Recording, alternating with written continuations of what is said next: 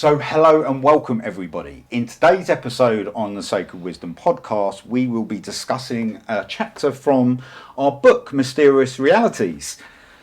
Now, one of the chapters is chapter 8, and that is on the Breakaway Civilisations, which is absolutely fascinating subject, and there's so much within this. Yes.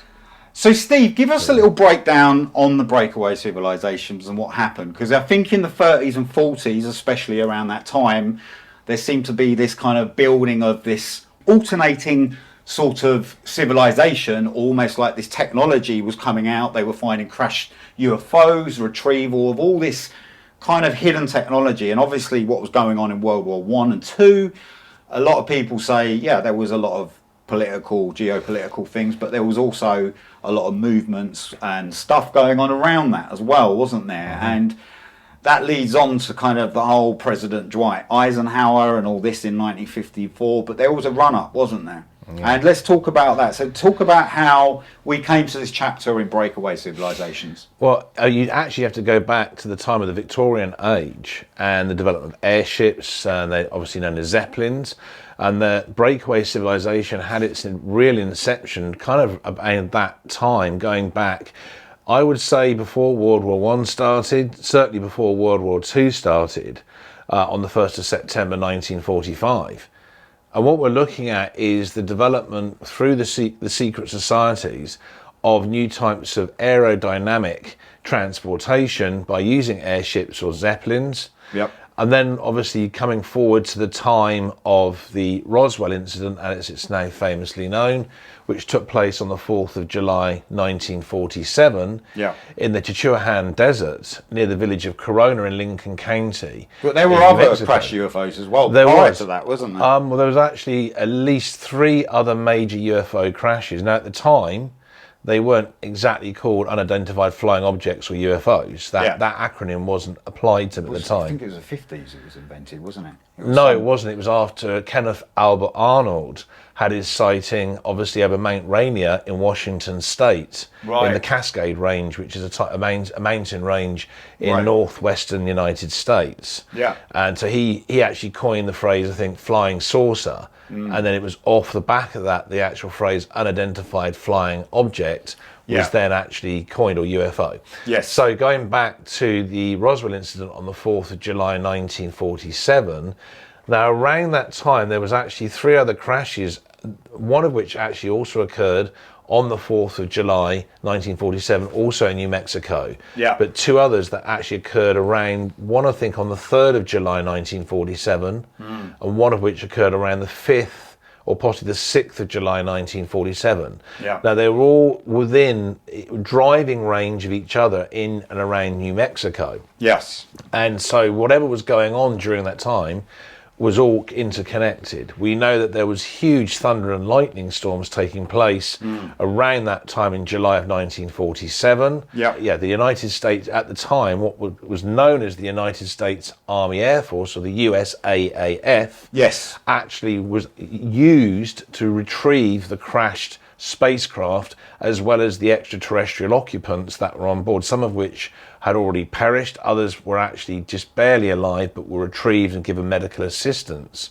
So we know that Roswell Army Airfield was used initially to transport all the remains of these different crashed spacecraft. They were then transported to Wright-Patterson Army Airfield at the time, which then obviously became a US Air Force base. So you can see these are the inceptions, the phases of reverse engineering of technology that had come from crashed spacecraft piloted by extraterrestrials or perhaps even ultra-terrestrials. Then when you go from that period through to what became known as the Greada Treaty that was signed on the 20th of February 1954. At the time it was known as Muroc Army Airfield, which became known as Edwards Air Force Base in Kern County in Southern California. And this Greada Treaty was agreed upon.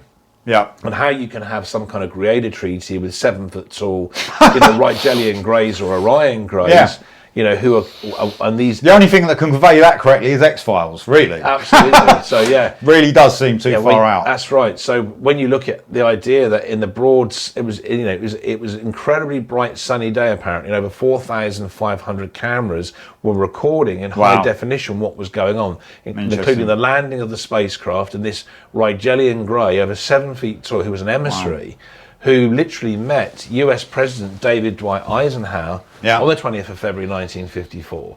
Yeah. And it was from that date we see the development of the Breakaway Civilization then take the next step. Yes. We see the introduction of artificial intelligence, or AI. Although there had been a number of deep underground military bases, or DUMs, built already in the United States of America before 1954, the occult technology that was supplied to the US federal government through what became known as the US Defense Department to further augment and advance the construction of these into city-sized subterranean locations became commonplace after the Greada Treaty was signed on the 20th of February 1954. We see the rollout of very advanced aerodynamic, I'll say it one more time, we then see the rollout of very advanced aircraft by the United States Air Force. And all of this is come off the back of reverse engineered occult technology. It came out of the Roswell incident, the Greada Treaty. But before the Greada Treaty, say briefly, US President David Dwight Eisenhower had actually signed is coined loosely as Alien Treaty 3, but there was actually 2 before that was signed going back before World War II actually started on the 1st of September 1939. Wow. So we know this has been a very long-term process. It's been, the Breakaway Civilization has a history that goes back probably anything from 125 to 150 years. Yeah. But in the last 75 years especially, it's accelerated, exponentially accelerated, and is now out there in the solar system in its own right. Yes, there was obviously connections to Operation Paperclip and, you know, the National Socialist Deutsche Beta Party, or the NSDAP, which translates into the English language as the National Socialist German Workers' Party, or the NSGWP. So at the end of World War II, vast numbers of National Socialist scientists and technologists and engineers were transported into the United States. Over 1,600 people, I think. Yeah, and I'm sure it would be more than that. That's right. So this was a long-term logistical process of taking those individuals and put them into the United States of America. Von Braun, right in your face, you know, the head engineer of NASA. And first director of NASA. Please look at what he says. Look at what he said on his deathbed as well. Yeah. Very interesting. Absolutely. But Steve, incredible. But someone just before we go forward in past the Greada Treaty, it was Maria Ostrich I was very interested in. Now, she started what was called the Vril Society, wasn't it? Yeah. And she was part of the Vril Society. There was someone else involved with it as well. But yeah, she was part of what became known as the Vril Gesellschaft. Yes. It translates into English as the Life Force Society. Right, yeah. And they were involved in receiving psychically through her and what became known as the Vril Rennen, which is these were the Life Force maidens, psychically transmitted schematics or diagrams of spacecraft that we can coin today as UFOs. What the situation was, they were receiving psychically transmitted information as schematics or diagrams of UFOs, and from those schematics they were able to construct and manufacture advanced spacecraft that became known as the Fliegenscheiben, or flying discs, of the Third Reich in National Socialist Germany. And that information is very well documented. Apparently the psychic transmissions were being literally received from planets and moons in the Aldebaran system around the red supergiant stellar mass known as Aldebaran, which is in the Taurus constellation around 72 light years from planet Earth. Wow. Well, yeah, we start getting deeper. We starts getting further out. You know, this is maybe the reason why we're told that there's no life in our solar system or galaxy, you know, because we're not made to look up too much and actually look. But, you know, we only have to look at the stars to realise there certainly is life there. In July 1945, you had Operation Paperclip. So that was where a lot of German scientists and people with technical knowledge, scientists, all different types of engineers, went to America and set up the Jet Propulsion Labs. Obviously, Werner von Braun is part of NASA. So he was the main man of NASA, pretty much, devising all the Apollo, helping with the Apollo missions and all this. So, yeah, tell us about Operation Paperclip. What do you think was going on there? Like, because it would, you know, the way America, USA were part of World War II, and obviously against the Germans, and then you find, you know, like a few years after, or 5 years, 10 years after the war, they're going to America to set up, jet propulsion labs and all sorts of things. Okay, so when you take a look at Operation Paperclip, so we have literally the movement across from Germany and Western Europe of thousands of engineers, scientists and technologists from the Third Reich, from National Socialist Germany into the United States of America. But the same thing was happening in the Soviet Union of Russia. So they also had large numbers of these National Socialists who were, you know, engineers, scientists and technologists. They also went there, and many of them also went to Imperial Japan. So it's ironic that at the end of World War II, when so the one went east, one went west, the one went east. Well, yeah, exactly. So when World War II ended on the 8th of May 1945, you have to ask, well, what was really going on in World War II? So you had when the US Third Army invaded and discovered the remnants of all this occult technology, advanced aerodynamic and space-based occult technology in National Socialist Germany. That combined with all the crashed spacecraft, like with the Roswell incident, and obviously the Greada Treaty signed on the 20th of February 1954. Very surreal. All of it is incredibly bizarre. So you think, well, what on earth was World War II actually really about? If you take the best engineers, scientists and technologists out of the Third Reich, and then you see the creation of what's known as the National Aeronautics and Space Administration, or NASA. And the first director is Werner von Braun. And he was one of the top rocket scientists in the Third Reich. And he was an ardent National Socialist. So that wasn't an issue for, at the time, the US War Department, that became known eventually as the US Defense Department, to bring these individuals in. And they were given free housing, employment for life, allowances, the research and development budgets by the US federal government. And then you see that many of them also went down into places in Latin America, in countries like Brazil, to Rio de Janeiro in Brazil, to places like Santiago in Chile, and Buenos Aires and Mendoza in Argentina. You know, what can you think? This breakaway civilization was like and very well funded and organised. It was multinational. It was trans-global. And it's almost as if it had already been pre-planned before World War II even ended on the 8th of May 1945 with victory in Europe. And literally over 70 million people perished, you know, between 1939 to 1945, and you think, what was really actually going on? It's quite bizarre. Quite disturbing. Yes. And that's what people need to be aware of. But another guy, contemporary, that's researched this, and he's done some incredible research, and I find him very grounded and very logical, is Richard Dolan. And absolutely. A great insight into this subject. And, you know, I recommend everybody look at his work as well. But this has been in the past as well. There has been stories, especially in Indian literature, of floating cities and things like this, which connect back to the Vamanas and this kind of stuff. So there is certainly technology here on this planet, or was, of some nature that was highly advanced. I don't believe this has gone away anywhere. I do believe extraterrestrials are visiting us all the time, different levels of extraterrestrials. So we are in work with this. So brings us to the big question is why is this happening? It's happening because of certain elites, the secret societies. We have to understand that the history that we have on planet Earth is not exactly as it should be. We're not being told the truth. It's not being correctly taught in schools, colleges and universities. And one example of is when World War II ended on the 8th of May 1945, it took around 9 years to create the official history, the official historical narrative that had to be taught in schools, colleges and universities. With the same with a lot of history. And the Great Tatar Era is an example of that, but that's obviously earlier dates. And obviously, with the advent of the digital age now, there's a lot more access to all this information. Yeah. And back then, especially over 100 years ago, there wasn't internet, there wasn't mobile phones and all the rest of it. So there's so many unanswered questions to do with this breakaway civilization.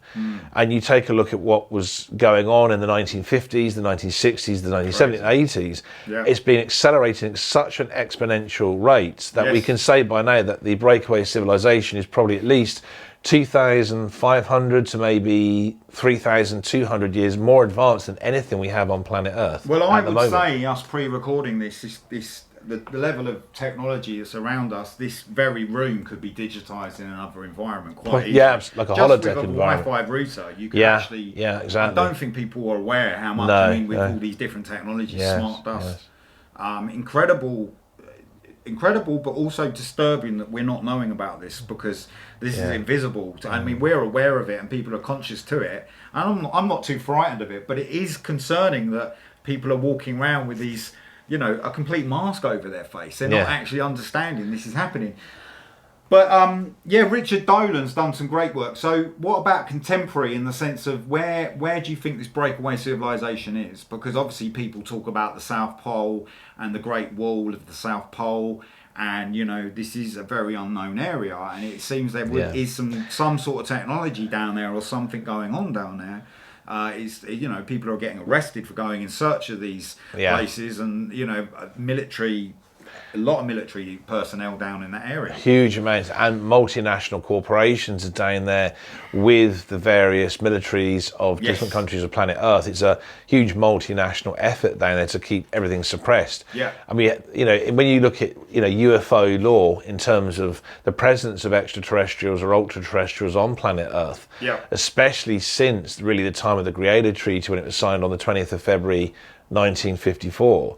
It's known that there's this location that is purported to exist beyond the Great Ice Wall in Antarctica called Rainbow City. Yes. The Rainbow City was believed to be an extraterrestrial, ultra-terrestrial spaceport, so on the very peripheral edge into the entrance of the hollow Earth. The Rainbow City is called the Rainbow City because when all the aerial maps that aren't available, of course, for public access, you won't see them going, available on the internet, show what appears to be a cuboid-like structures, vast cuboid, very symmetrical structures built in blocks. But because they are semi-translucent, in the direct sunlight they reflect, it creates a prismatic effect which splits the actual white light. So you get different colours like yellow and orange, red and so forth. So it creates the almost like the colours of the rainbow, and hence why it's been called Rainbow City. Do you think it's connected to the Southern Lights or the Borealis? Or? Well, the Aurora Borealis, or the Northern Dawn, is obviously up in the Arctic North Polar region. But there is Southern Lights. Yeah, you have what's called the Aurora Australis. Sorry, which is the Southern Dawn. Yeah. And they are, they're very visible there, and that is really at both ends. You have at the Arctic North Polar region the entrance into the hollow Earth. So the great inner sun, literally is a electromagnetic plasmic ball or sphere, is actually creating an electrochemical reaction with the atmosphere inside the hollow Earth, and obviously that creates the actual Aurora Borealis in the North Pole. Same thing happens with the Aurora Australis at the South Polar region. Obviously, a lot of people talk about Kubrick and Stanley Kubrick, genius, amazing filmmaker. My it's close to my heart. Kubrick in the work he made and his passion for making film. Pioneering filmmaker, incredible, and I believe what film an exemplar. Yeah, absolutely. But what happened with the moon landings? Because I that kind of dampens my view on Stanley, but also because something did go on. He did film some sort of moon landings. That is a fact.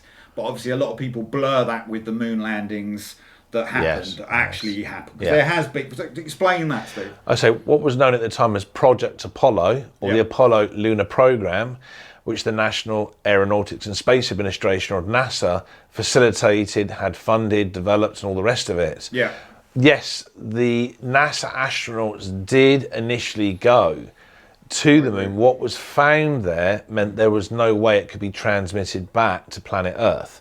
So they had to devise, because they'd already announced publicly that they intended to go to the moon. Can I just ask, how do you think they got past the firmament? Because they were using the occult technology from the Breakaway Civilization to do that. So why are then we presented with a craft that would actually not possibly be able to get through the firmament in the temperature? Because they deduce that the public are not intelligent enough to realise that such a rudimentary space probe could actually somehow pierce through the Van Allen belt around planet Earth. Yes. And into the interstellar medium, where there's all obviously cosmic radiation bombardment, and obviously you would need a craft with like 2 feet to 3 feet thick of lead lining to actually protect from radioactive contamination the NASA astronauts that were on board the spacecraft, navigating it to try and get it into orbit around the moon. Yeah. So what happened was they had to use the occult technology from the Breakaway Civilization, but they couldn't tell the American people about that, and human beings generally in countries around planet Earth, because that would expose that there is a breakaway civilization. But it also, as well, at the time of the Cold War and all. Of course, with Soviet Union, yeah, of course, yeah. And obviously the Soviet Union, the Russian space agency, the cosmonauts had been pioneering everything that was ahead of NASA and therefore the US federal government for many, many years. Yeah. So it was a major geopolitical move. They had to be seen to get the first man on the moon had to be an American. With regards, just bring it up to date, what do you think of India landing on the moon?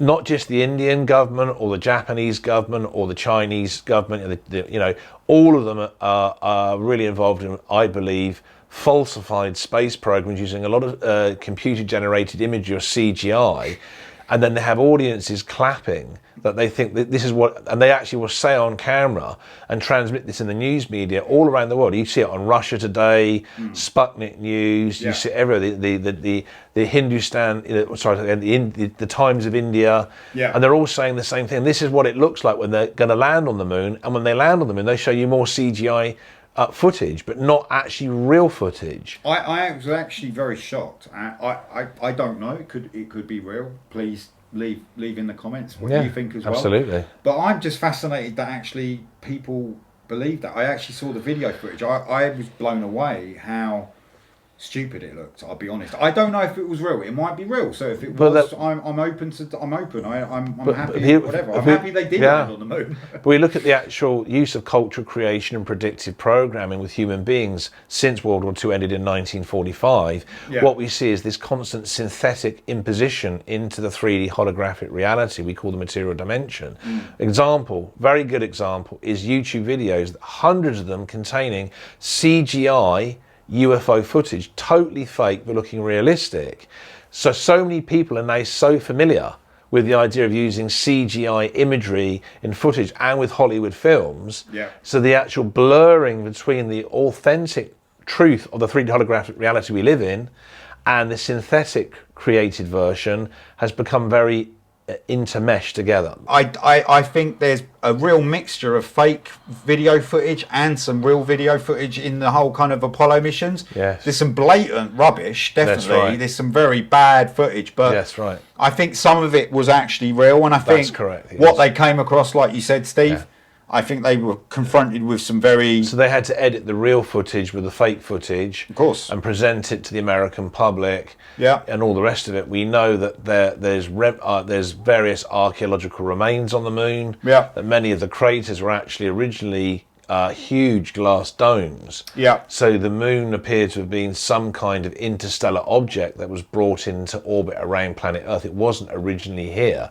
It's known that geologically it's far older than planet Earth. So there seems to, it doesn't make any sense that it was once part of planet Earth, which is what we're told is how it was created. It was literally, at the time that planet Earth was being formed, as the solar system was, that our moon was a chunk of the newly forming planet Earth that then became spheroidal and became the moon and orbited planet Earth eventually. That it doesn't make any sense. Well, the moon anomalies on the channel that we've done on Hidden History, please check that out, because that goes into detail about how strange the moon is. The moon is a very strange, bizarre, very likely from Maldek. in the sense of the asteroid belt of Maldek and all that, Yeah. which is all covered in the book. So yes, there's a lot of information. thank you. in There's there. a lot of information we can cover. We're going to do it. We're going to end this episode now, and we're going to move on to another episode. But thank you, everybody. Thank you for watching. And please, if you'd like to purchase our book, you can see the links in the description below. And it's bye from me, everybody. And it's goodbye from me.